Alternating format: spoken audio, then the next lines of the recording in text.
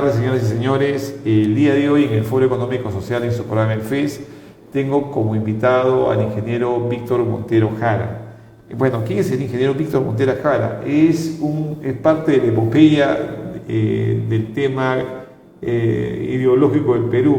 Víctor Montero es el ideólogo del movimiento de la pequeña empresa, es el que prácticamente nos acuñó en el Perú con la palabra MIPE. Es el ideólogo de los pequeños empresarios, inició creando lo que le llaman las APMIPES, fue el que construyó las ideas para formar este movimiento de la pequeña empresa, que luego termina con APMIPE, que se organiza en forma, una forma ya entre todos los pequeños empresarios, y da a luz a Máximo San Román, que fue vicepresidente de la República. Víctor también ha sido el hombre que ha hecho la modernización de las aduanas en el Perú, y también ha formado, ha hecho muchos proyectos. Entre ellos formó la Facultad de Negocios Globales en la Universidad Ricardo Palma. Bienvenido, Víctor, al programa. No sé si te he hecho mucha justicia con la presentación, ¿no? Bueno, en realidad, en primer término, debo poner las cosas en su nivel. He sido un colaborador, ¿no?, en muchos proyectos, los que ha mencionado, y otros proyectos con cooperación internacional, ¿no? En este caso el Banco Interamericano, el Banco Mundial, la Unión Europea, más recientemente, antes era el Consejo de Comercio Económico. Bueno, todos ellos conducentes a lograr a nivel del mundo un mejoramiento de las condiciones de vida, ¿no?, y disminuir la pobreza. Pues sí. Buena pregunta, Víctor. Retrocedemos inicialmente a la década del 80.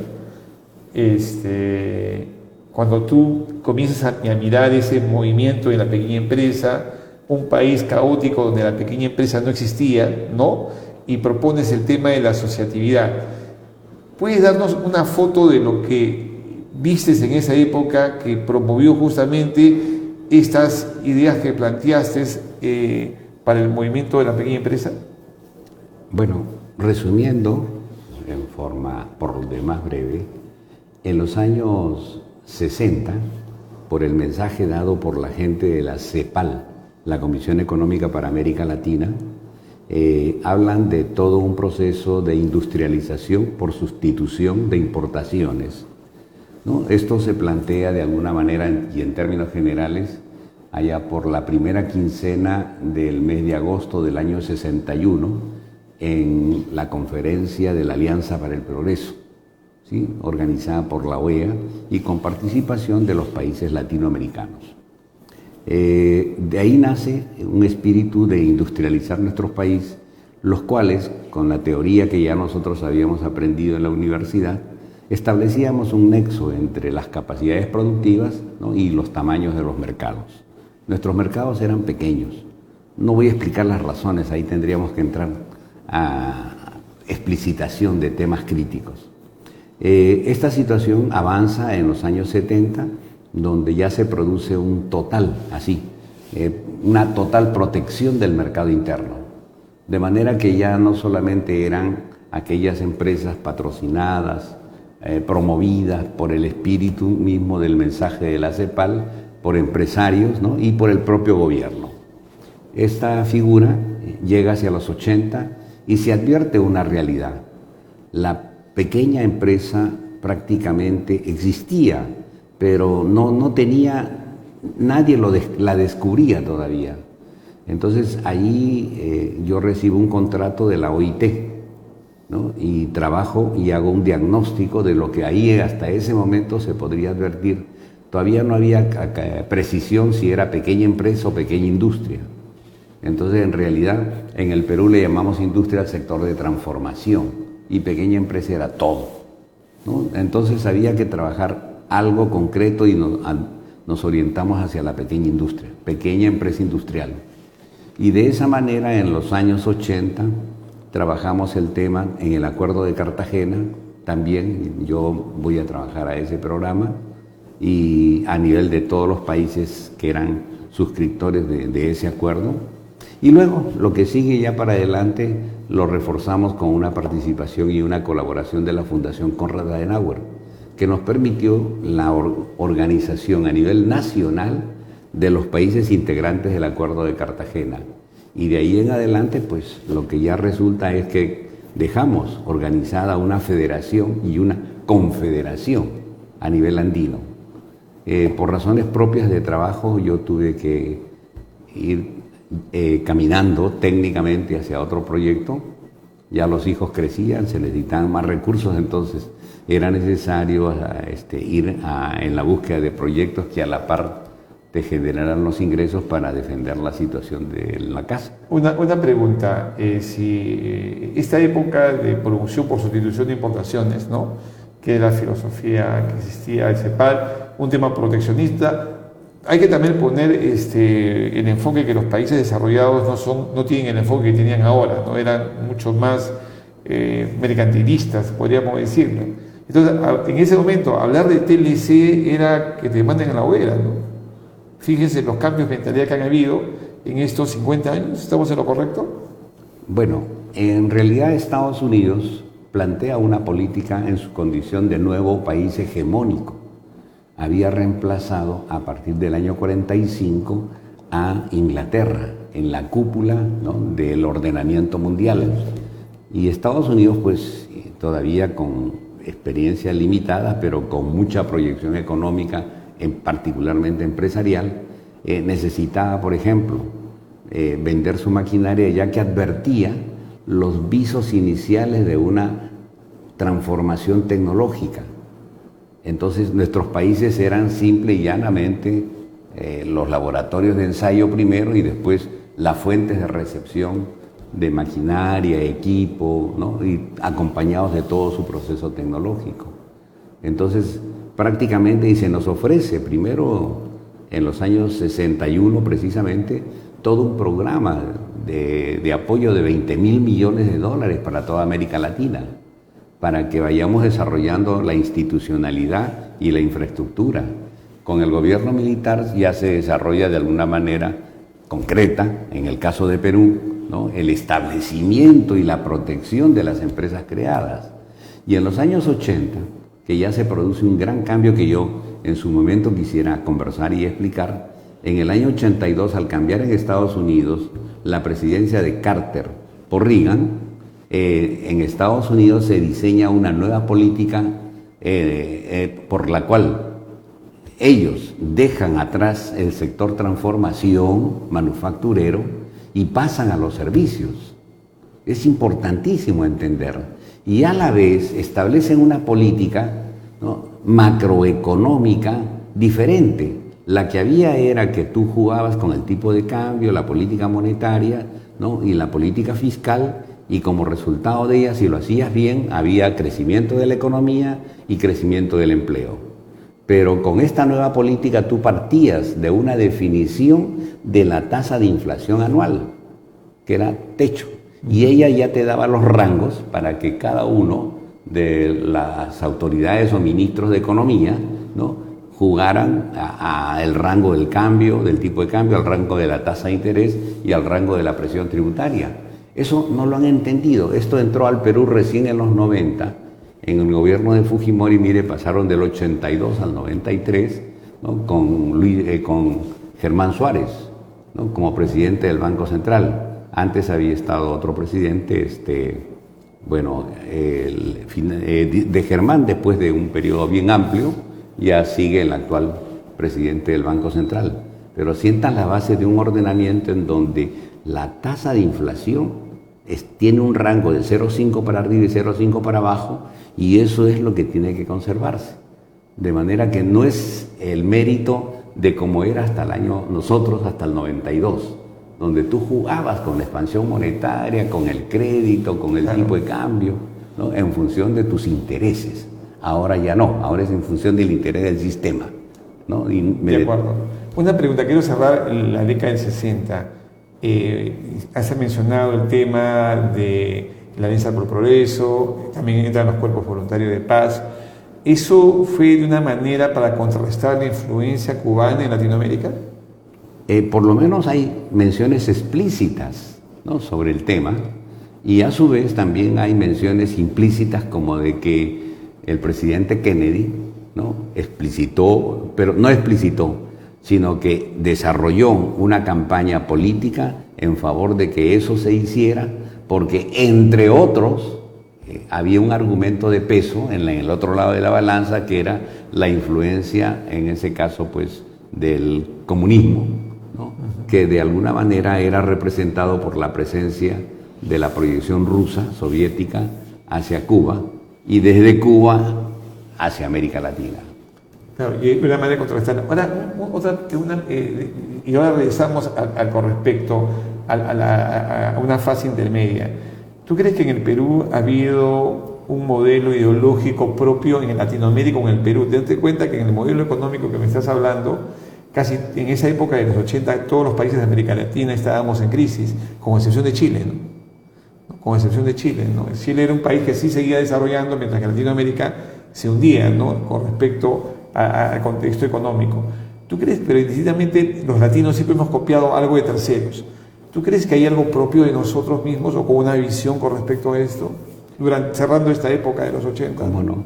Tendríamos que remitirnos al siglo XIX, concretamente en los años iniciales de los 70, de la década de los 70, donde la familia Pardo tuvo un proyecto nacional que no se quedó allí, trajo profesores de Francia, trajo asesores, trajo la idea de proyectos concretos para desarrollar en Perú, lo cual quedó debilitado y hasta, vamos a decir, cercenado por la acción bélica, ¿no? Entendemos, de Inglaterra a través de su mayor deudor, que era Chile. Chile estaba endeudado, pero de una manera realmente que escapaba a los niveles técnicos.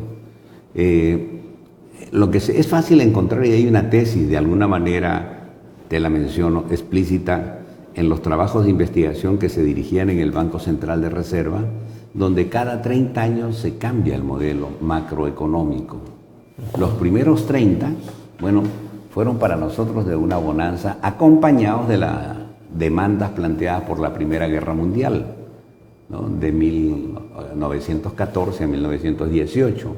En el Perú se organizó pues una cúpula social, ¿no? Cuyas fuentes mayores de ingresos provenían de su producción del campo, a partir de una delimitación amplia de propiedad de tierras, ¿no? Entonces, esa figura cambia del 30 al 60, y la Segunda Guerra Mundial pues también nos da una serie de, vamos a decir, participación, ¿no? En unos excedentes que mantienen a la sociedad en un status quo. Luego viene la tesis de los 60-90, que era de industrialización. Ajá. Y del 90 se calcula que hasta el 2020, que ya pasó, estábamos en un franco neoliberalismo. En ese neoliberalismo pues se abren no solamente las fronteras para los productos o mercancías, sino también para los bienes de capital y para el financiamiento. De manera que el modelo va cambiando cada 30 años. De acuerdo. Ahí has hecho una descripción macro que me parece muy interesante, pero me repito a la parte micro. La sociedad peruana, un tema que tú siempre te has caracterizado es en sacar adelante los sectores productivos, ¿no? Entonces, adelante, mirarlo desde abajo hacia arriba. Mi pregunta es, dentro de este criterio, ¿estos sectores productivos evolucionaron igual que un pensamiento liberal? ¿Evolucionaron o se quedaron, no hemos estado preparados a un crecimiento o un desarrollo? Bueno, nosotros tenemos que pensar de la misma manera como se piensa hoy en día en Japón, en Estados Unidos, en Alemania. ¿A qué me refiero?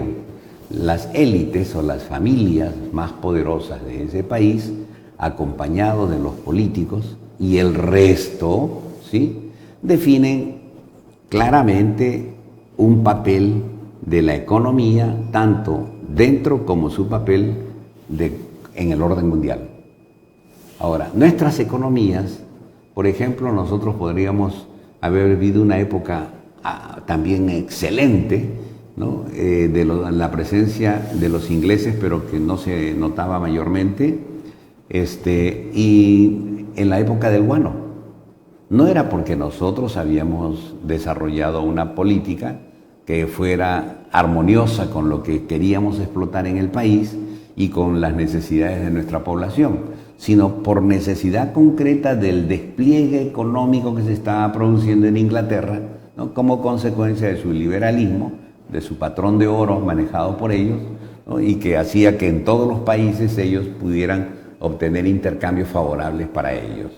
Víctor, una pregunta, ¿pero ahí no te parece que el Perú tuvo en la década del 40, 50, porque yo creo que corrupción ha habido en toda época, no, solamente que ahora hay grabaciones, ¿no? Pero yo creo que, creo que el Perú había oligarquía, ¿no? Había gamonalismo, ese es el Perú de la década, y yo creo que había una gran injusticia social, ¿no? En la parte de la base, ¿no? Si nunca hemos permitido que la gente que está abajo comience a desarrollar, comience a crecer, ¿no? Entonces, si no hubiese salido Mariátegui, pues, ¿no? Nace por justamente una expresión de una injusticia que había en sectores del campo, ¿no? ¿Tú crees que ahí hay un divorcio? Hemos tenido un divorcio, hemos vivido con un divorcio por años que todavía sigue latente. Bueno, esa situación de alguna manera nos ha ido acompañando cuando hemos ingresado al escenario republicano, ¿no? Nos acompaña y probablemente en un futuro cercano pierda, ¿no?, la importancia que ha tenido. Ya esa es la esperanza, ¿no?, de un peruano más. ¿En qué sentido? Hoy en día ya no se puede esconder, ¿no? No se puede ocultar una realidad que marca diferencias abismales entre quienes están viviendo, ¿no?, en una euforia de distribución y de acceso a la tecnología y al poder, y un sector que mira, contempla, pero que simple y llanamente no le llega. Entonces ya tenemos que pensar de otra manera cómo desarrollar el altiplano. Ahí nos dejaron los japoneses una linda lección para desarrollarla en términos de reproducir lo que hace la naturaleza, el lago y las cordilleras cercanas. Eso mismo a través de tener focos de agua al medio y un árbol que allá se llama coque, ¿no?, rodear el perímetro y crear las condiciones ambientales para hacer productivo el altiplano, que es una mesa de billar, ¿no? Y te imaginas lo que ahí ya podrías producir, aparte de la crianza de camélidos. De acuerdo, hay dos temas que antes que se me vaya la idea. ¿No te parece que ahorita el Perú es un país de mayor, pese a que capaz nada es completo, pero no te parece que el Perú es un país que ahora tiene mayor oportunidades la gente que hace 40, 50 años? Creo que hay un país ya más transculturizado, ¿no?, que el que tenía hace 40, 50 años. ¿No te parece eso? Seguro, yo estoy totalmente de acuerdo con esa mención.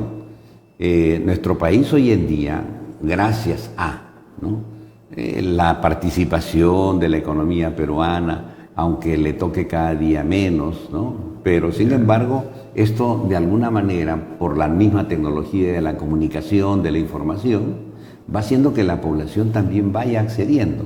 Yo quisiera agradecerle también a los maestros, que serían aquellos que tienen que desempeñar esta tarea para que haya una real comprensión y compromiso, no solamente con lo que estamos dejando, sino con lo que tenemos que construir.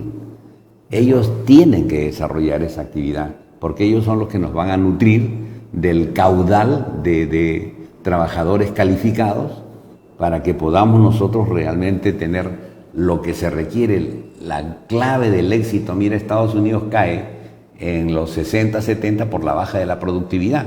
Nosotros tenemos que levantarla y levantarla en aquellos lugares donde hoy en día todavía no los miramos con atención. La producción de la parte altoandina, la producción de esos 3 millones de hectáreas de las vaciantes de la cuenca hidrográfica del Amazonas, toda la cantidad de tierras eriazas que tenemos en la costa con este clima especial. Entonces, todo eso pues requiere ser ampliamente explotado. Víctor, yo sé que eres bien modesto tú cuando te presentas, pero yo quiero picarte un poco ahí. Con todo gusto. Tú cuando visionas, porque tú has trabajado ese tema del movimiento de la pequeña empresa en el Perú, que es el resultado que tenemos ahorita, ¿no? Eso dejó huella y tenemos organizaciones empresariales, ¿no?, que son la línea de base, ¿no? que han articulado y han promovido el desarrollo de los empresarios, ¿no? Entonces, pero hubo una mecha que se tuvo que encender para que justamente tengamos la estructura que tengamos ahora. ¿Qué inspiró en ti el hecho de crear un movimiento de la pequeña empresa, que en este tema sale APEMIPE? Y yo me acuerdo tus palabras de la época, ¿no? Que los pequeños empresarios estén representados, que se les escuche, que estén en el Poder Ejecutivo, que estén en el Poder Legislativo. Te hago una pregunta personal. ¿Qué inspiró en ti para pensar en ese modelo? Bueno, en primer término, el compromiso que uno adquiere cuando está en una universidad pública. Todo lo que me había dado el Estado. ¿Cómo le devuelvo al Estado, ¿no?, aquello que verdaderamente me había beneficiado? De ahí en adelante era siempre estar atento a la crítica por las situaciones que se iban dando en el camino, las críticas a las políticas, a las coyunturas. Pero había que ir sentando las bases de algo que realmente sirviera para el futuro, ¿no? En el Perú no ibas a encontrar tú grandes empresas, solamente filiales que las representaran. Entonces había que sentar una base nacional, la misma que sigo soñando que se va a dar, ¿no? Esa base estará estructurada de acuerdo a la nueva tecnología, ya no por pymes como las concebíamos en los 50, 60, 70, sino ahora por unidades que sean parte orgánica de redes, y ellas son las que van a ir teniéndote una oferta que puede ser pequeña para un barrio, y la sumatoria de esa red puede ser lo suficientemente grande como para un caudal de exportación. Entonces, una de las cosas que me faltó, y de ahí la oportunidad que vi en aduana era, con apoyo del Banco Interamericano, era desarrollar hasta donde sea posible las condiciones favorables para que la pequeña empresa tuviera vocación exportadora. Su papel de seguro que lo debe tener institución especializada como ADEX, ¿no? Pero sin embargo quedaba en uno, cosa que la voy a iniciar, creo, a pesar de que los años pesan, pero la pienso iniciar, que la vocación exportadora de la pyme, su articulación a la sociedad de industria, no hay que darle los fraccionamientos. Este siglo es de la asociatividad, de que juntos lo podemos todo. Entonces, esa figura tenemos que ahora adentrarla en el pensamiento y en la acción del empresario de la pyme, preparar al empresario, preparar a sus trabajadores para que en conjunto realmente nos posibiliten despertar a este país que todavía sigue aletargado. Vale, dos preguntas finales nada más, pues yo creo que estamos recién calentando cuerpo y contigo yo sé que este es un tema de larga conversación. Lo que tú dices, todo modelo ideológico se inspira dentro de un modelo social y económico, ¿no? Entonces, nace bajo un pensamiento social o económico y vas formando un tema ideológico. ¿Tú crees que ese tema, lo que me has dicho ahorita, muy abierto, muy progresista, ¿tú crees que en el caso del Perú, como el tema de la medida de Gamarra, en asociatividad, tu pasión en la asociatividad siempre se ha visto grande, ese nuevo paradigma social o ideológico que necesita el Perú? Mira, es la parte, creo, para la cual yo venía preparado.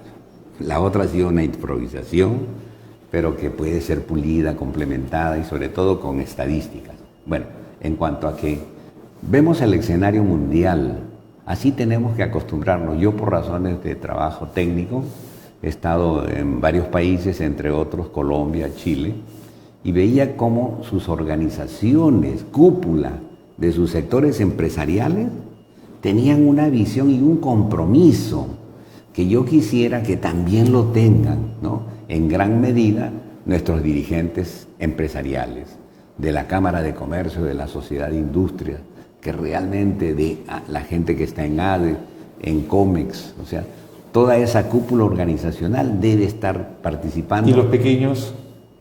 Ellos integrados con una presentación explícita de comités.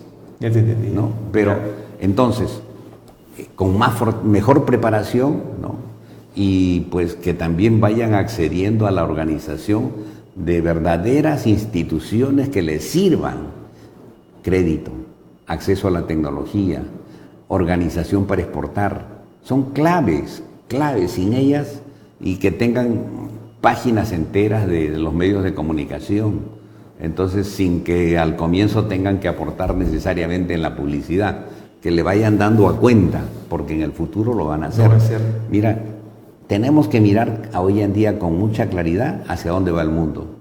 El mismo mundo todavía no ha definido su derrotero.